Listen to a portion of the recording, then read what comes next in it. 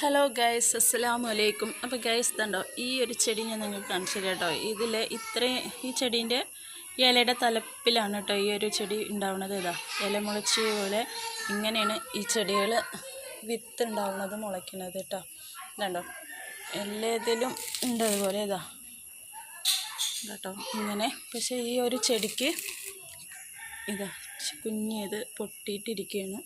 പിന്നെ ഇതാ ഇടയിൽ തന്നെ ഇരിക്കുന്നത്, അതെല്ലാം കാണിച്ചു തരാനും കുറച്ച് ബുദ്ധിമുട്ട്. അപ്പോൾ ഗൈസ്, ഇത് ഇത്രയും പോകുന്ന ഒരു ചെടി കൊണ്ടുവന്ന് വെച്ചതാണ് കേട്ടോ. ഇത് ഇത്രയും ആവാൻ ഒരു വർഷത്തിൻ്റെ മേലെ എടുത്തു. ഒരു ഇല വരുമ്പോൾ ഒരു മാസമൊക്കെ ഉണ്ട് ഇതിനെടുക്കുന്നത്. ഇതെന്തോ ഒരു ആയുർവേദത്തിൻ്റെ മരുന്നാണെന്നൊക്കെ പറയണ്ടേ, എന്തിൻ്റെ എന്താണെന്നൊന്നും എനിക്കറിയില്ല. അങ്ങനെയാണ് കേട്ടോ. ഈ ഒരു ചെറിയൊരു ചെടിക്ക്, ഇത്രയും പോകുന്ന ചെടിക്ക് 350 രൂപയാണ് കേട്ടോ. അങ്ങനെ ഇത് അനിയൻ വാങ്ങിച്ചു കൊണ്ടുവന്ന് വെച്ചാണ് കോഴിക്കോട് നിന്ന് വരുമ്പോൾ. അപ്പോൾ ഞാൻ ഇത് നിങ്ങൾക്ക് കാണിക്കണം എന്ന് വിചാരിച്ചു, പിന്നെ പലപ്പോഴും അത് മറന്നിങ്ങനെ പോവുകയാണ് കേട്ടോ ഗൈസ്. അപ്പോൾ അത് നമ്മുടെ ഇല മുളച്ചിയൊക്കെ പോലെയാണ്. ഇല പിന്നെ പൊട്ടിച്ച് വെച്ചാൽ മുളയ്ക്കണതാണ്. ഇത് ഇലേൻ്റെ തലപ്പിൽ, ഇത്രയും പോകുന്ന ഒരു ഇലേൻ്റെ തലപ്പിൽ വേറൊരു ചെടി. അതാ കുറച്ചും കൂടെ വലുതായിട്ടുണ്ട്. ഇത് പൊട്ടണേ ഉള്ളൂ. അതാ അങ്ങനെ ഇങ്ങനെ എല്ലായിടത്തും ഉണ്ട് കേട്ടോ.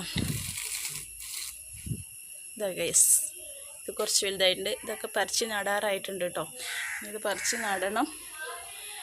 അപ്പോൾ ചട്ടിയിൽ വെക്കണം. പിന്നെ ഇതിന് ഫുള്ളായിട്ട് വെള്ളം പാടില്ല, വെയിൽ വേണം. ഈ ചെടീൻ്റെ പ്രത്യേകത എന്ന് വെച്ചാൽ ഇതിന് നന്നായിട്ട് വെയിൽ കൊള്ളണം. വെള്ളം അത്യാവശ്യത്തിന് മാത്രമേ പറ്റുള്ളൂ. അധികമായി കഴിഞ്ഞാൽ ഇല ഇതൊക്കെ അളിഞ്ഞു പോകും, പഴുത്തിട്ട് അങ്ങനെ അളിഞ്ഞു പോകട്ടെ ഗൈസ്. അപ്പോൾ ഈ ചെടീൻ്റെ പേരെന്താണെന്നൊന്നും എനിക്കറിയില്ല. ഇത് ഞങ്ങൾക്ക് കിട്ടിയിട്ട് ഇപ്പോൾ 1 വർഷം 1.5 വർഷത്തോളമായിട്ടോ.